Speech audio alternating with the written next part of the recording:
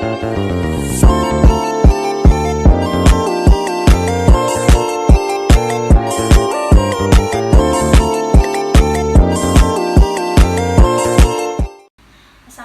warahmatullahi wabarakatuh. Perkenalkan, nama saya Nur Wahyuni dengan NIM 90500123124. Baik, di sini saya akan menjelaskan sedikit mengenai tentang analisis pendapatan nasional dalam ekonomi Islam. Tanpa berlama-lama, langsung saja kita ke video pembahasan selanjutnya. Baik.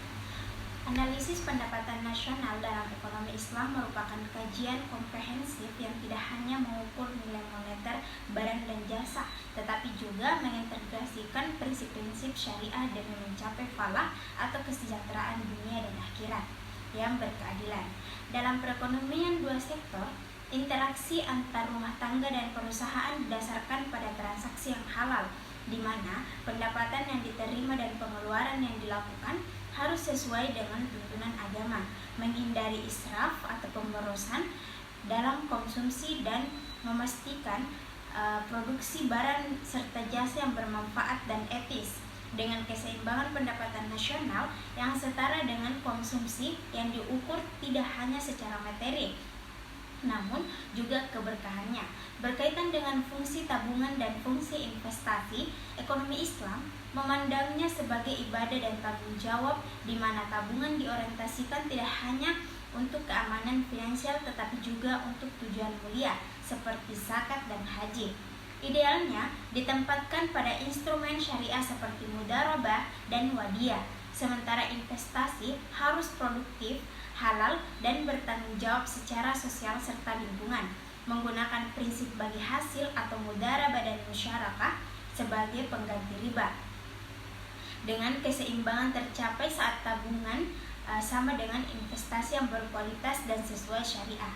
Dalam perekonomian dengan kebijakan fiskal atau tiga sektor, pemerintah memiliki peran amanah dalam menegakkan syariah, mewujudkan keadilan distribusi melalui pengelolaan zakat dan baitul mal, serta menjalankan kebijakan fiskal yang berprioritas pada kemaslahatan umat melalui pengeluaran yang efisien dan penerimaan negara yang halal, termasuk pajak yang adil, mencapai keseimbangan dengan menjunjung tinggi keadilan fiskal, memasuki perekonomian terbuka atau 4 sektor.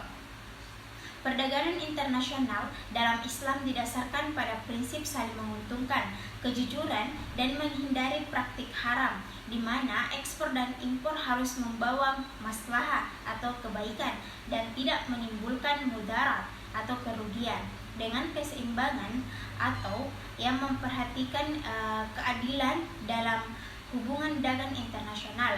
Akhirnya, dalam konteks perekonomian terbuka pada sistem ekonomi Islam, ditekankan prioritas kerjasama ekonomi antar negara muslim, regulasi perdagangan yang sesuai syariah, pengembangan instrumen keuangan syariah global, pengelolaan utang luar negeri yang hati-hati, peran zakat dalam ekonomi global, dan investasi asing yang berprinsip, dengan tujuan akhir mewujudkan sistem ekonomi global yang lebih adil dan sesuai dengan nilai-nilai Islam demi mencapai falah yang hakiki.